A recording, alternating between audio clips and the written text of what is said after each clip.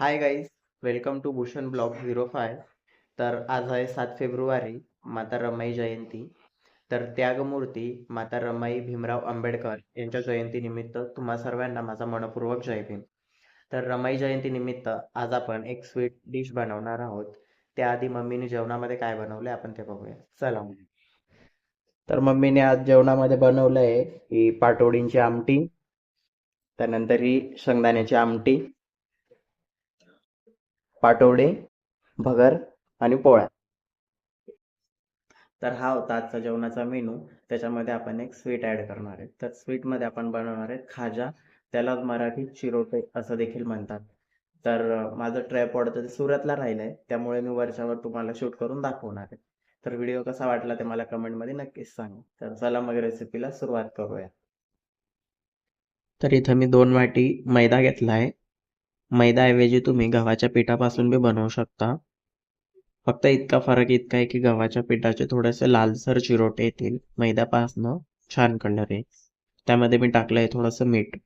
तर बरेच लोकांचं कन्फ्युजन असं असतं की गोड पदार्थामध्ये मीठ टाकत नाही, पण भरपूरच गोड पदार्थ असे आहेत की त्यांच्यात थोडं का होईना मीठ टाकतात.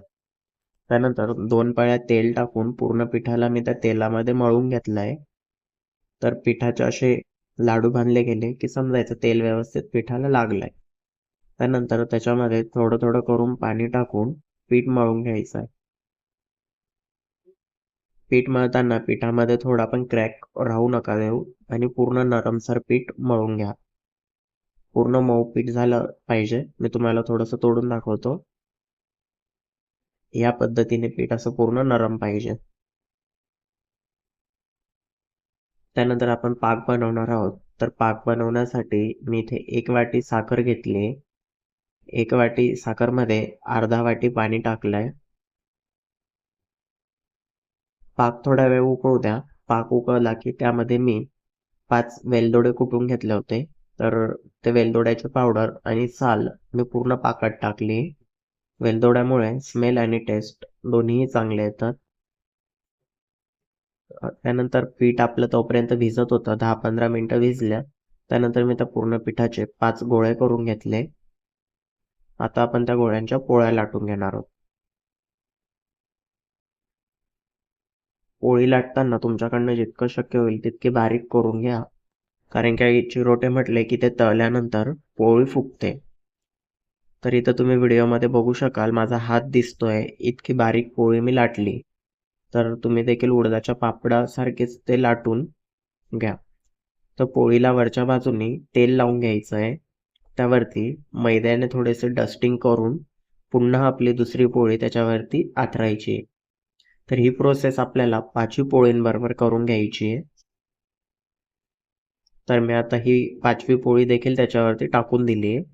ह्या पोळीला पण आपण वरनं तेल लावून घेणार आहोत.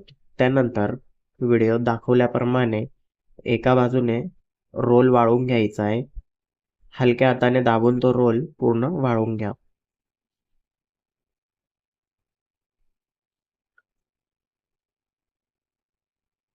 शेवटचा टोक आला की तिथे आपण पाणी लावून घेणार आहोत, कारण की पूड उघडायला नको तेलात.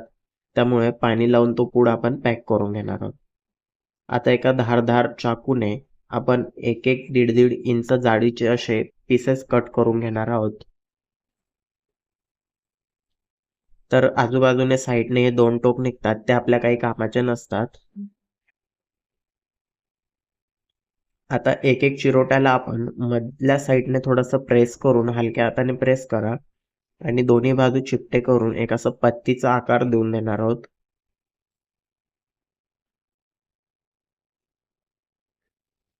आता मी तेल गरम करायला ठेवलं आहे. तर गरम तेलात आपण कमी गॅस करून हे चिरोटे तळून घेणार आहोत. साधारण 7-8 मिनिटं तळण्यासाठी लागतील. तळले की खरपूस झाले आपल्याला कळेल. त्यानंतर आपण त्यांना तेलामधनं काढून घेणार आहोत.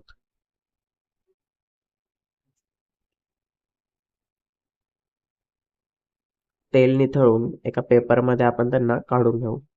तर या ठिकाणी मी सगळे चिरोटे तळून घेतलेत.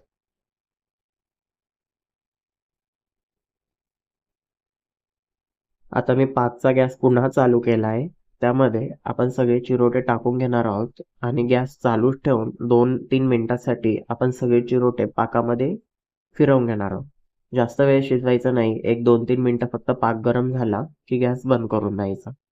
त्यानंतर आपले चिरोटे बनून रेडी.